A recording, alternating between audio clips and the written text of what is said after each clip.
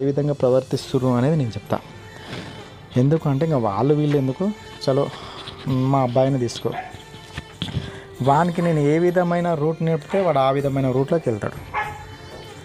నేను ఇప్పుడు నాకు ఇక్కడ ఒక షాప్ ఉంది, నేను షాప్ వరకే నేను ఆలోచించగలుగుతా, నేను షాప్ వరకే వీడియో చేయగలుగుతా, అంటే షాప్ విషయాల వరకే మాట్లాడగలుగుతా.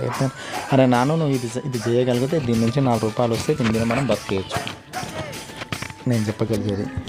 లేదు మనకు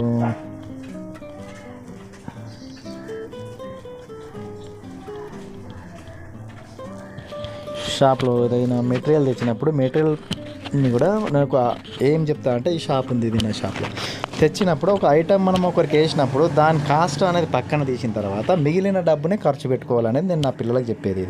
ఇదైతే వాస్తవం చెప్తున్నా, నేను నా పిల్లలకు చెప్పే విధానం ఇది.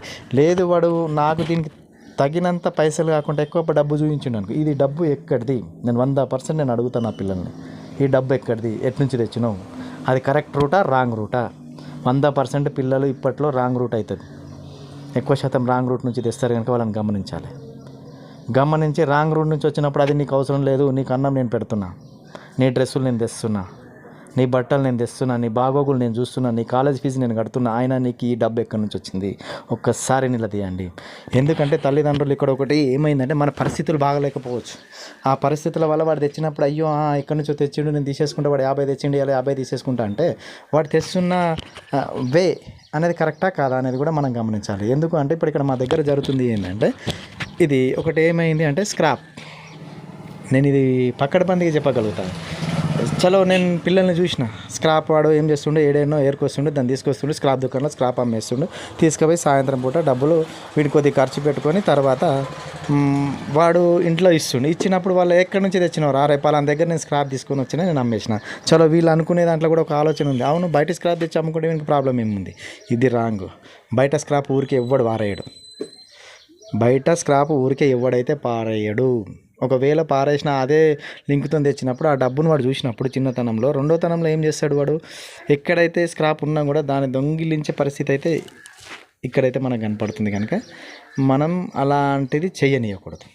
ఎందుకు నేను ఇది చెప్తున్నానంటే నా కళ్ళ ముందు ఇద్దరు అది కూడా చెప్తున్నా ప్రత్యేకంగా ఇద్దరే.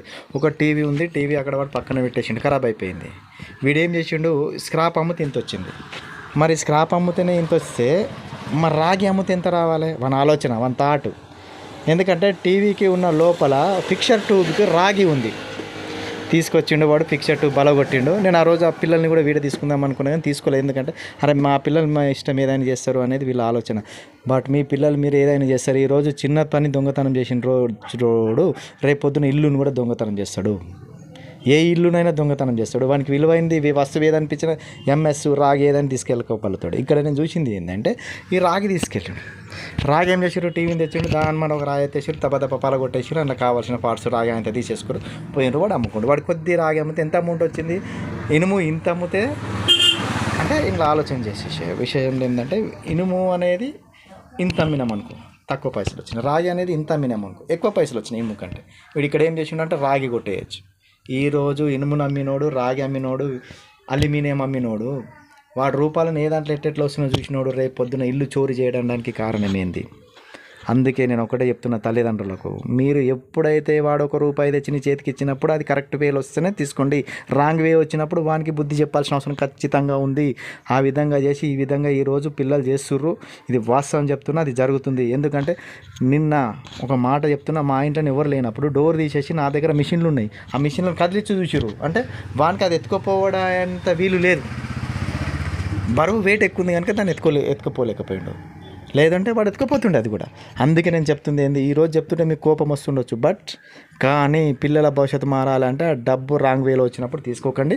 వాళ్ళకి ఆ పనులు చేసే అవసరం కూడా లేదు, ఏదైనా ఉంటే ఏ షాప్లోనే పెట్టండి, ఆ షాప్లో నుంచి డబ్బులు వచ్చినప్పుడు తీసుకోండి. బట్ 18 సంవత్సరాల లోపల కూడా ఇలాంటి పనులు మాత్రం చేయనీయకూడదు. మన తల్లిదండ్రులుగా మన బాధ్యత కనుక నేను చెప్తున్నా, ఇలాంటి ఫస్ట్ మాన్పించుకునే ప్రయత్నం చేయండి. కూర్చొని వాళ్ళ మీద చెప్పి నవ్వడం చేసుకోవడం, మన పిల్లలు మనం ఖరాబ్ చేసుకోవడం కాదు, ఫస్ట్ ఆలోచనలకు రండి. ఇది నాదైతే చెప్తున్నాను నేను. దీని మీదకించి మీరు ఎలాంటి కామెంట్స్ ఇచ్చినా నేను స్వీకరిస్తాను. నా ఛానల్ కూడా మీరు ఒకసారి సబ్స్క్రైబ్ చేసుకోండి. నేను జరుగుతున్న నిజాలని మీ ముందుకు తేవాలనుకుంటున్నా, తెస్తాను కూడా ఇట్లనే. ఇది మీకు 3వ వీడియో అనుకుంటే ఇట్లాంటిది.